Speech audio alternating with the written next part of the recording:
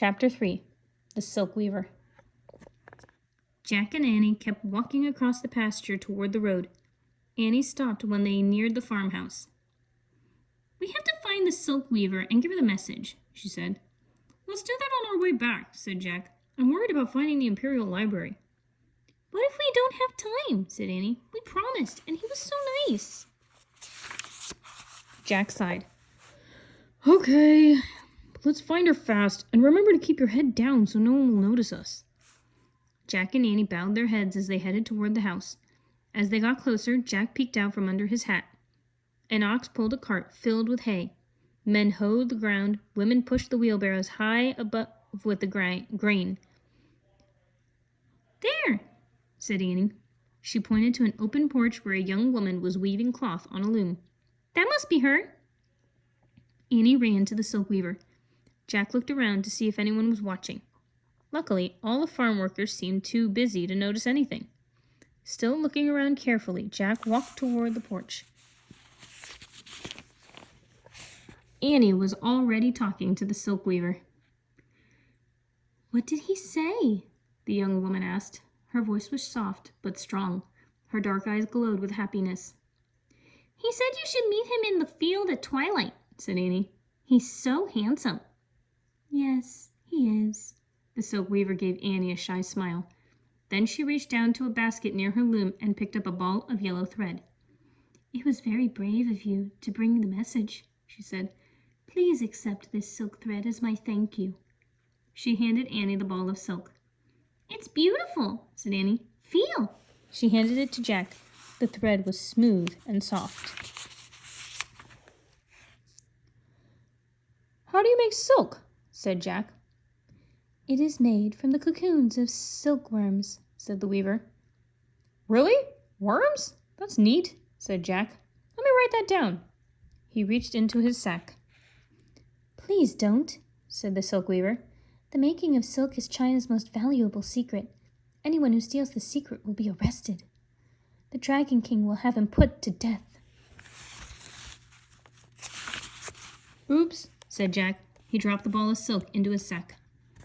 "I think you must leave quickly," whispered the silk weaver. "You have been seen." Jack looked over his shoulder. A man was pointing at them. "Let's go." "Bye," said Annie. "Good luck on your date." "Thank you," the silk weaver said. "Come on," said Jack. They hurried away from the silk weaver. "Stop!" someone shouted. "Run!" said Annie. Chapter 4 The Great Wall. Jack and Annie ran around the farmhouse. At the back was an ox cart filled with bags of grain. There was no one in sight. The shouting behind them got louder. Jack and Annie looked at each other. They dived into the back of the wooden cart. They buried themselves in the middle of the bags of grain. Jack's heart pounded as the shouts came closer. He held his breath and waited for the people to leave.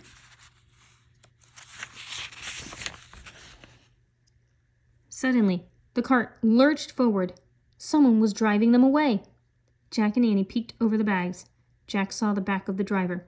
He was calmly steering the ox cart over the dirt road. They were on their way to the walled city. Jack and Annie ducked down again. "This is great," whispered Annie. "All we have to do is jump out when we get to the city."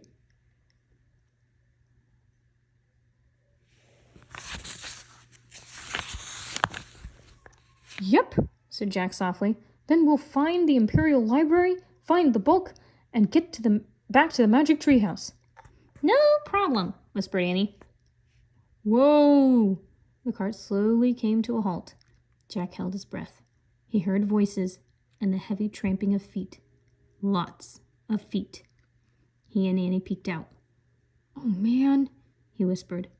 A long line of men was crossing the road in front of the cart. They carried axes, shovels, and hoes. Guards marched alongside them. "Let's find out what's happening," said Jack. He reached into his sack and pulled out the china book. Pushing his glasses into place, he found a picture of the workers. He read, "The Dragon King forced many of his subjects to start building a wall to protect China from invaders. Later, emperors made the wall even longer. Finally, it stretched 3,700 miles along China's border. The Great Wall of China is the longest structure ever built." Wow. The Great Wall of China? Said Jack. I've heard of that, said Annie. Who hasn't? Said Jack. Those guys are going to work on it right now. Just then, someone grabbed Jack and Annie. They looked up. It was the driver of the cart. Who are you? He asked angrily. Jack didn't know what to say. The man's gaze fell on the open book in Jack's hands. His mouth dropped open. He let go of Jack and Annie. Slowly, he reached out and touched the book. He looked back at Jack and Annie with wide eyes. What is this? He said. Chapter 5. The Scholar. It's a book from our country, said Jack. Your books are made of bamboo, but ours are made of paper. Actually, your country invented paper, but later, in the future. The man looked confused. Never mind, said Annie. It's for reading. It's for learning about faraway places. The man stared at them. Tears filled his eyes. What's wrong? Annie asked softly. I love reading and learning, he said. So do I, said Jack. The man smiled. You don't understand. I am dressed as a farmer, but in truth, I am a scholar. What's a scholar? Said Annie. We are great readers, learners, and writers, he said. We have long been the most honored citizens in China. The scholar's smile faded. But now, scholars are in danger, he said, and many of us have gone into hiding.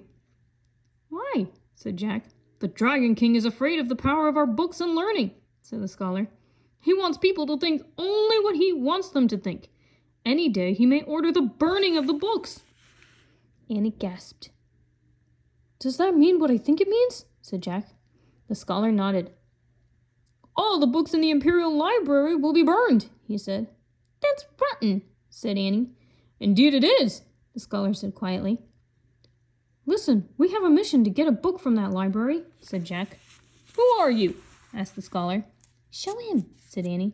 She reached into her shirt pocket as Jack reached into his sack. They brought out the secret library cards. The letters shimmered in the sunlight. The scholar's mouth dropped open again. You are master librarians, he said.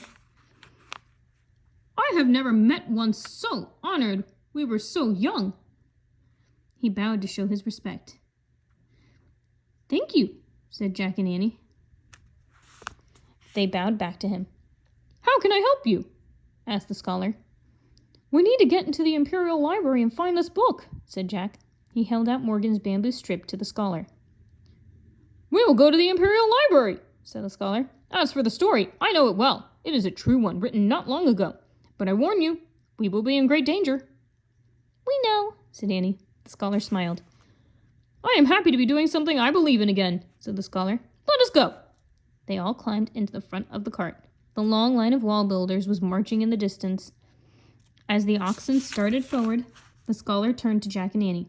Where are you from? He asked. Frog Creek, Pennsylvania, said Annie. I've never heard of it, said the scholar. Do they have libraries there? Oh, sure. There's a library in every town, said Jack. In fact, there are probably thousands of libraries in our country. And millions of books, said Annie, and no one burns them. Right, said Jack. Everyone gets to go to school to learn to read them. The scholar stared at him and shook his head. It sounds like a paradise, he said.